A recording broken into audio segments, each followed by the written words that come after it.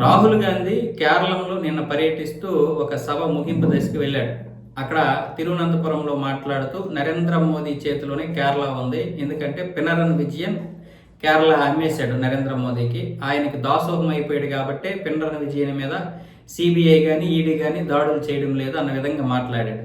అలాగే ఇప్పుడు కాంగ్రెస్ ఏ విధంగా అయితే తెలంగాణలోనూ కర్ణాటకలో అధికారంలోకి వచ్చిందో ఆ ఫ్రీ పథకాలను కూడా అనౌన్స్ చేసేసాడు. ఫ్రీ బస్సు విద్యార్థులకి, అంటే కళాశాలలకు వెళ్తున్నటువంటి విద్యార్థులకు 1000 రూపాయలు. ఇప్పుడు అది కర్ణాటక తెలంగాణలో లేదు కానీ కేరళలో కొత్తగా ఇస్తారట. అలాగే పెన్షన్ వచ్చేసి 3000 రూపాయలకు పెంచడం, దీంతో పాటు 25 లక్షల రూపాయలు ప్రతి కుటుంబానికి బీమా, ఒక 5 లక్షల రూపాయలు వడ్డీ లేనటువంటి రుణాలు, ఇవేవి కూడా తీర్చక్కర్లేదు, ఒక్క ఫ్రీ బస్ ఇస్తే చాలు. ఇక 1000 రూపాయలు అనేది స్టూడెంట్స్కి 2-3 సంవత్సరాల తర్వాత ఇస్తారు. లాస్ట్ ఎలక్షన్ వచ్చినంత వరకు ఆ 2 సంవత్సరాలు ఇస్తారనమాట.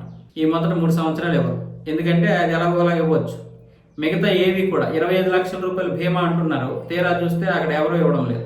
ఆంధ్రప్రదేశ్లో కూడా 25 లక్షల బీమా అన్నారు, కానీ దానికి 1,00,000 కండిషన్లు పెట్టారు. మనం నాకు తెలిసినటువంటి మా వాళ్ళకి బంధువులకి యాక్సిడెంట్ అయితే అది ఏ విధంగా కూడా రాలేదు. కాబట్టి పేర్లకే ఇవన్నీ కూడా దేనికి అంటే వాగ్దానాలు, పేపర్లో ఉండడానికి తప్ప ఎందుకు పనికిరానటువంటి వాగ్దానాలు ఇవి. ఇక నరేంద్ర మోదీ చేతిలో కేరళ ఉంటే ఇంక అంతకంటే అదృష్టం ఏముంటుంది? పినరన్ విజయన్ ఆయన చేతిలో ఉంటే ఇంక అంతకంటే ఇదేం కావాలి? అలాంటప్పుడు బీజేపీ ఎందుకు కొట్టుకు చావాలి? ఒక విధంగా రాహుల్ గాంధీ గారు అన్నట్లుగా పినరన్ విజయన్ కానీ లేదంటే కేరళ కానీ నరేంద్ర మోదీ చేతిలోకి వస్తే అంతకంటే అదృష్టం ఇంకేటి కావాలి మనకి? కేరళ అనేది రోజు రోజుకి కూడా మనకు దూరం అయిపోతున్నటువంటి పరిస్థితులు. అక్కడ ఏం జరుగుతుందో మీకు తెలుసు కదా. సో ఇప్పుడు కాంగ్రెస్ కనుక అక్కడ అధికారంలోకి వస్తే పరిస్థితి ఇంకెలా ఉంటుంది?